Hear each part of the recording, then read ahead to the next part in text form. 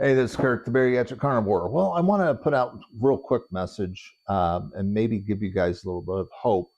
As I'm seeing a couple of trends happening, there's no real science behind this. I don't see anything that scientifically proves this, but they're just anecdotal reports. One of them was from a tweet that showed up on X from somebody from the NIH, the National Health Program there.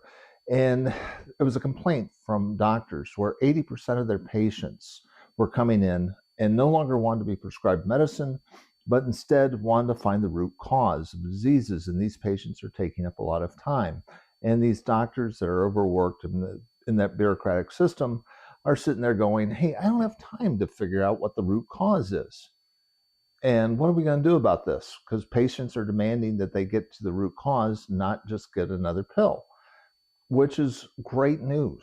I mean, I'm glad that more and more people are kind of figuring this out. And that trend kind of makes sense when you look at the number of people that are getting more and more of their health advice from the internet, from the Twitter, from uh, YouTube videos, etc., where people are starting to realize, hey, just getting a number treated doesn't really treat the problem. Why do I have high blood pressure? Why am I developing heart disease? Why do I have type 2 diabetes? These are great questions to ask, and they are treatable through lifestyle.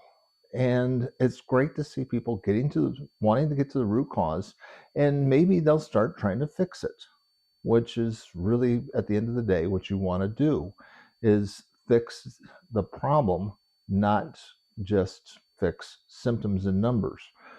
As a one guy who was a venture capitalist explained to some folks, people that came up with a new medication that cured hepatitis C. He was reported as saying, well, that's not a great business model. I mean, there's not a lot of money in cures, there's money in treatments. And unfortunately, that's the way the algorithm kind of sees things. They look at numbers, they don't look at root causes. And more people are questioning that, probably after the post-COVID era, that they're starting to look at, hey, what can I do with my lifestyle to change things so I don't have to be taking these medications forever? Because there's no free lunch. Whenever you get a medication, you're going to get side effects. There's going to be downside risk. So hopefully more and more people are seeing that. The other good thing that I've been seeing is more and more doctors questioning conventional dogma when it comes to cholesterol and heart disease, because it really, frankly, doesn't make a lot of sense. When you look at the numbers, the thing that causes heart disease over decades is inflammation, particularly type 2 diabetes and prediabetes. These are the markers that are going to kill you and cause the inflammation that is going to cause the plaque to develop. Now, there's really, in my mind, two types of heart attacks. There's the sudden widowmaker, where a soft plaque comes up and erupts, and when it pops open, it's on the inside of your artery, and when that breaks open, it takes that soft plaque and it hits the bloodstream and it instantly hardens. And the problem with that is if it goes into an artery in your heart, you have a widowmaker heart attack and you die, which is your first symptom is that you've got a problem, or it goes to your brain and causes a stroke, the number one cause of disability. Both outcomes are bad.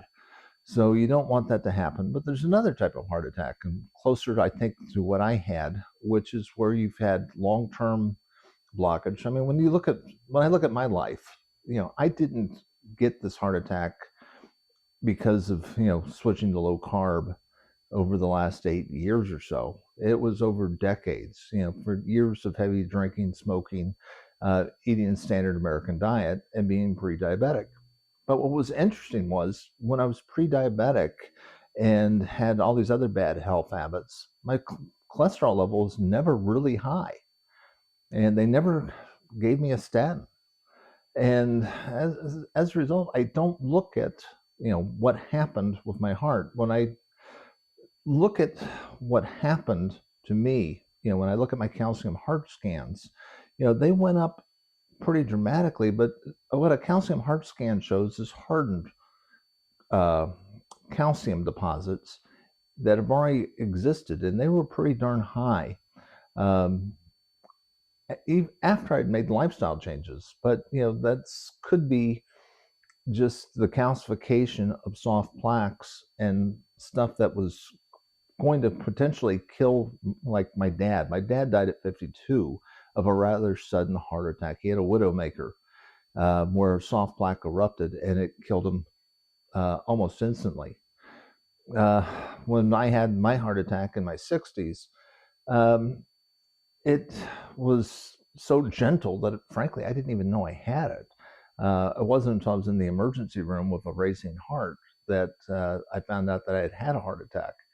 So that happens, and they were able to fix it with a bypass, and bypassing a lot of those clogged arteries. But there wasn't soft plaque in there; it was all calcified stuff that I built up over decades before I changed lifestyle. So, the plus side was I was healthy enough to be able to withstand a heart attack and, recovered pretty darn quickly. I mean, within a month, I was back at work after open heart surgery, which isn't bad. I mean, I don't want, anybody to have to go through that. I mean, if I could talk to my 20-year-old self, I'd be saying, hey, dude, quit the drinking and smoking. And I would have probably avoided the whole episode, but it is what it is. So if you're going to have a heart attack, try to be as healthy as possible when it happens, and your chances of survival go up pretty dramatically. This is Kirk, the Bariatric Carnivore. If you like this message, please hit like and subscribe. Join this channel of other like-minded people. I try to put out a couple messages each week. I will talk to you again soon.